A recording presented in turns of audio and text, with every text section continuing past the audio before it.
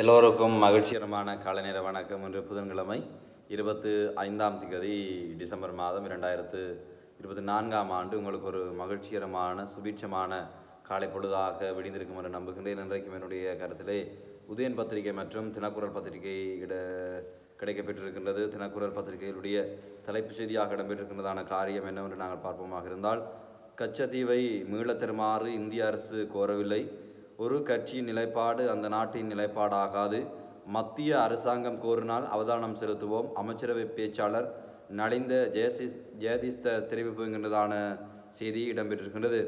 கச்சத்தீவை மீளப் பெறுவது குறித்து மத்திய அரசாங்கத்திடமிருந்து இதுவரையில் எவ்வித கோரிக்கைகளையும் இலங்கை அரசாங்கத்திடம் முன்வைக்கப்படவில்லை என்று தெரிவித்துள்ள அமைச்சரவை பேச்சாளர் நலிந்த ஜெயதிச, அவ்வாறு இந்திய அரசு கோரினால் அது குறித்து அவதானம் செலுத்தப்படும் என கூறியிருக்கின்றதாக செய்தி இடம்பெற்றிருக்கின்றது. இதேபோல கடவுச்சீட்டு அலுவலகம் ஜாலில் திறக்கப்படும் என்கிறதான செய்தி ஒன்று இடம்பெற்றிருக்கின்றது. ஜாழ் மாவட்டத்தில் கடவுச்சீட்டு அலுவலகம் ஒன்றை உருவாக்குவதற்கு தீர்மானித்துள்ளதாக தேசிய மக்கள் சக்தியின் யாழ் மாவட்ட நாடாளுமன்ற உறுப்பினர் இளங்குமரன் தெரிவித்துள்ளதாக செய்தி ஒன்று வெளியிடப்பட்டிருக்கின்றது. இதேபோல பெண்களுக்கு பாலியல் துன்புறுத்தல் நையடைக்கப்பட்ட KKS போலீஸ் உத்தியோகத்தர் கைது என்கின்றதான செய்தி ஒன்று இடம்பெற்றிருக்கின்றது. காங்கேசுந்துறை போலீஸ் நிலைய போலீஸ் உத்தியோகத்தர் ஒருவர் பொன்னொருவரை மதுபோதையில் தவறான உறவுக்கு அழைத்துள்ளதாக காங்கேசுந்துறை போலீஸ் நிலையத்தில் முறைப்பாடு பதிவு செய்யப்பட்டதை அடுத்து அவர் கைது செய்யப்பட்டுள்ளார். மேலும் இந்த சம்பவம் குறித்து தெரிவிக்கையில், காங்கேசுந்துறை போலீஸ் நிலையத்தில் கடமையாற்றும் போலீஸ் உத்தியோகத்தை இவ்வாறு நையடைப்பு குறைக்கப்பட்டு போலீஸ் நிலையத்தில் ஒப்படைக்கப்பட்டதாக செய்தி வெளியிடப்பட்டிருக்கின்றது. இதேபோல அர்ச்சுனாவின் குற்றச்சாட்டில் உண்மைத்தன்மை இல்லை, உறுதிப்படுத்தியது தகவல் அறியும் சட்டம் என்கின்றதான செய்தி ஒன்று இடம்பெற்றிருக்கின்றது. அண்மை காலத்தில் ராமநாதன் அர்ச்சுனா அவர்கள், பாராளுமன்ற உறுப்பினர் ராமநாதன் அர்ச்சுனா சொல்லியிருந்தார், சாவகச்சேரி ஆதர வைத்தியசாலைக்கு 400 மில்லியன் ரூபாய் நிதி ஒதுக்கப்பட்டிருந்தது. ஆனால் அதிலே 200 மில்லியன் தான் செலவழிக்கப்பட்டது என்றுதான் ஒரு கருத்தை தெரிவித்திருந்தார். இதை பசுமை அறியும் இயக்கத்தினர் தகவல் அறியும் சட்டத்தின் ஊடாக அதை என்ன செய்திருக்கிறார்கள் என்று சொன்னால், அது உண்மை, அவர் கூறியது உண்மைத்தன்மை அல்ல என்கின்றதை நிரூபித்திருக்கிறார்கள். இதே போல வர்த்தக ஸ்தாபனம் நஷ்டம், உரிமையாளர் உயிர் மாய்ப்பு என்கிறதான ஒரு கவலைக்குரியதான செய்தி ஒன்று இடம்பெற்றிருக்கின்றது. யாழ்ப்பாணத்தில் புகைப்பட நிறுவனம் ஒன்று நஷ்டமடைந்தமையால் அதன் உரிமையாளர் நேற்று தவறான முடிவெடுத்து தூக்கிட்டு மாய்த்துள்ளார். கோண்டாவில் பகுதியைச் சேர்ந்த 43 வயதுடைய புலவர் ரமேஷ்குமார் என்ற 2 பிள்ளைகளின் தந்தை இவ்வாறு உயிரிழந்துள்ளதாக செய்தி வெளியிடப்பட்டிருக்கின்றது. இதேபோல நத்தார் தினத்தை முன்னிட்டு 398 கைதிகள் விடுதலை என்கிறதான செய்தி ஒன்று இடம்பெற்றிருக்கின்றது. நத்தார் பண்டிகையை முன்னிட்டு 398 சிறை கைதிகளுக்கு விசேட அரசு பொது மன்னிப்பு வழங்கப்பட்டுள்ளதுடன் இம்முறை சிறை கைதிகளுக்குள் சென்று நேரடியாக கைதிகளை பார்வையிட உறவினர்களுக்கு விசேட அனுமதி வழங்கப்பட்டுள்ளதாகவும் சிறைச்சாலை ஆணையாளர் ஊடக பேச்சாளருமான காமினி பி திசாநாயக்கா தெரிவித்திருந்ததாக செய்தி வெளியிடப்பட்டிருக்கின்றது. இதேபோல மருத்துவ சேவை குறைப்பு, மூடப்படும் அபாய நிலையில் வேலணை வைத்தியசாலை என்கிறதான செய்தி ஒன்று இடம்பெற்றிருக்கின்றது. வேலணை வங்களாவாடி பிரதேச வைத்தியசாலையின் மருத்துவ சேவை செயற்பாடுகள் ஆளணி பற்றாக்குறையால் குறைக்கப்பட்டு பகுதியளவில் இழுத்து மூடப்படும் நிலைக்கு வந்துள்ளதாக தெரிய வருகின்றது.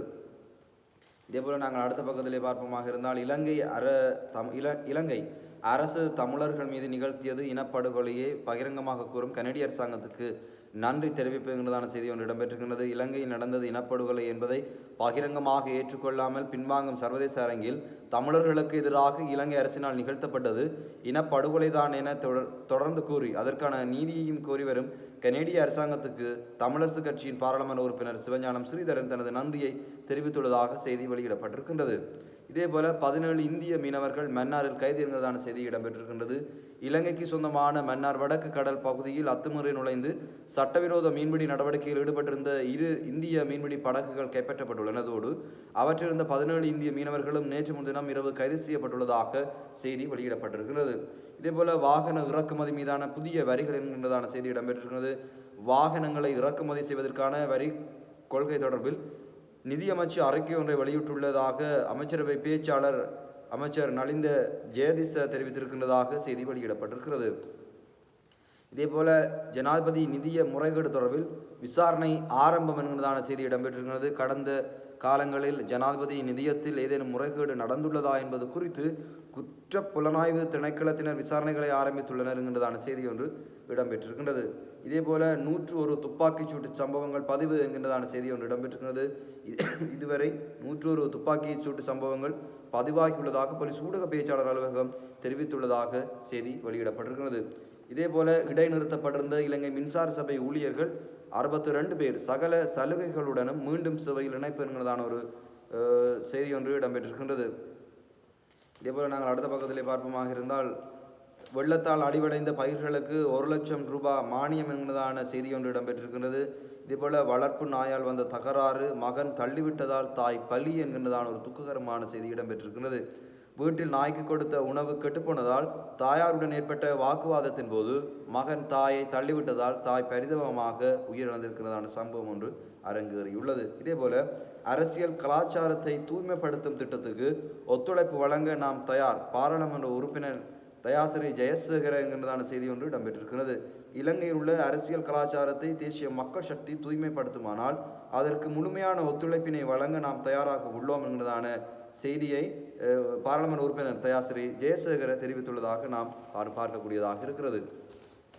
இதே போல நாங்கள் பார்ப்போமாக இருந்தால், பகல் வேளையில் வீடு புகுந்து 8 பவுன் நகைகள் பணம் திருட்டு என்கிறதான செய்தி ஒன்று இடம்பெற்றிருக்கிறது.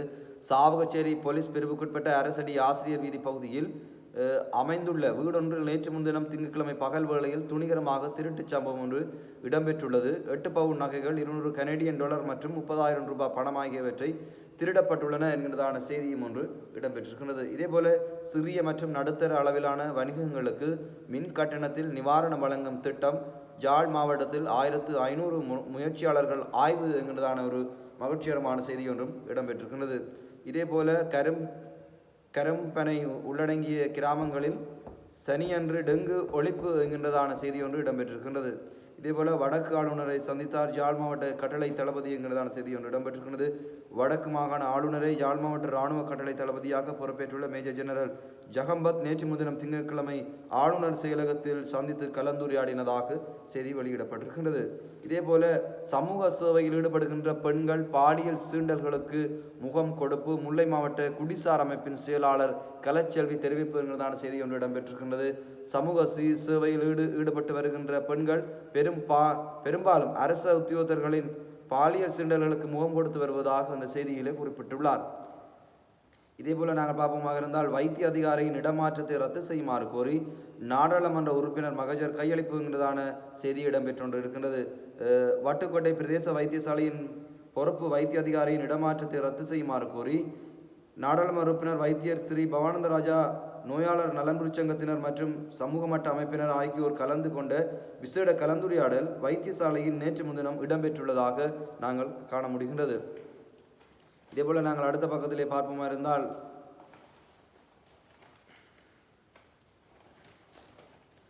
புதிய அரசியலமைப்பு வாக்குறுதியை நிச்சயம் அரசு நிறைவேற்றும் என்கிறதான ஒரு செய்தி ஒன்று இடம்பெற்றிருக்கிறது. இலங்கையில் புதிய அரசமைப்பு இயற்றப்படும் என்ற உறுதிமொழி நிச்சயம் நிறைவேற்றப்படும் என்கிறதாக செய்தி ஒன்று வெளியிடப்பட்டிருக்கிறது. இதேபோல கழுத்தறுத்து கொலை சந்தேக நபர் கைது என்கிறதான செய்தி ஒன்று இடம்பெற்றிருக்கின்றதாக நாங்கள் பார்க்கின்றோம். கபரணை லக்ஷே சிறிங்கம பகுதியில் இடம்பெற்ற கொலை சம்பவத்துடன் தொடர்புடைய சந்தேக நபர் திங்கட்கிழமை கைது செய்யப்பட்டுள்ளார் என்கிறதான சம்பவம் ஒன்று துக்ககரமான சம்பவம் ஒன்று இடம்பெற்றிருக்கிறது. இதே போல போதைப் பொருளுடன் ரஷ்யா பிரஜை கைது என்கிறதான சம்பவம் ஒன்று இடம்பெற்றிருக்கின்றது. குஷ் வகை போதைப் பொருளை சட்டவிரோதமான முறையில் இலங்கைக்குள் கொண்டு வந்த ரஷ்ய பிரஜை ஒருவர் கைது செய்யப்பட்டுள்ளதாக போலீஸ் ஊடக பிரிவு தெரிவித்துள்ளதாக நாங்கள் பார்க்கின்றோம். இதேபோல தனியார் கல்வி வகுப்புகள் கட்டுப்பாடு மேல்மாகாண ஆசிரியர்களுக்கு விதிக்கப்பட்ட தடை ஆளுநரால் நிறுத்தம் என்கிறதான செய்தி ஒன்று இடம்பெற்றிருக்கிறது. இதேபோல பிரதமரை சந்தித்த ரோமானிய தூதுவர் என்கிறதான செய்தி ஒன்று இடம்பெற்றிருக்கிறது. இதேபோல புதையல் தோண்டியவர் கைது என்கிறதான சம்பவம் ஒன்று இடம்பெற்றிருக்கின்றது. இதேபோல நாங்கள் பார்ப்போம் இருந்தால், அதிகரித்த மதுபான சாலைகளை மூடுக கிளிநொச்சியில் போராட்டம் என்கிறதான செய்தியை நாங்கள் பார்த்திருந்தோம். இதே போல கிளிநொச்சியில் அதிகரித்த மதுபான சாலைகளை நிரந்தரமாக மூடுமாறு வலியுறுத்தி கண்டன பேரணி ஒன்று நேற்று செவ்வாய்க்கிழமை முன்னெடுக்கப்பட்டது என்கிறதான செய்தியையும் நாங்கள் அறிந்து கொண்ட விடயம்.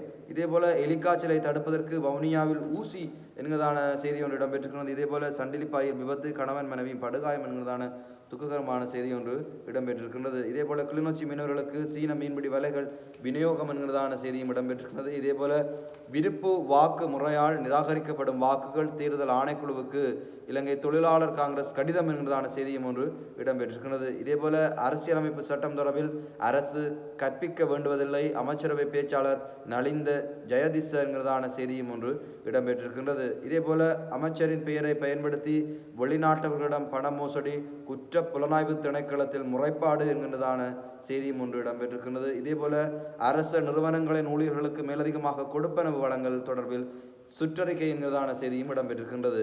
இதுவே இன்றைய நாளுக்கான தினகரன் பத்திரிகையினுடைய தினக்குரல் பத்திரிகையினுடைய செய்தியாக இருக்கிறது. நாளைக்கும் உங்களை சந்திக்கும் வரை நான் உங்களுடைய உறவெடுக்கிறேன். நன்றி, வணக்கம்.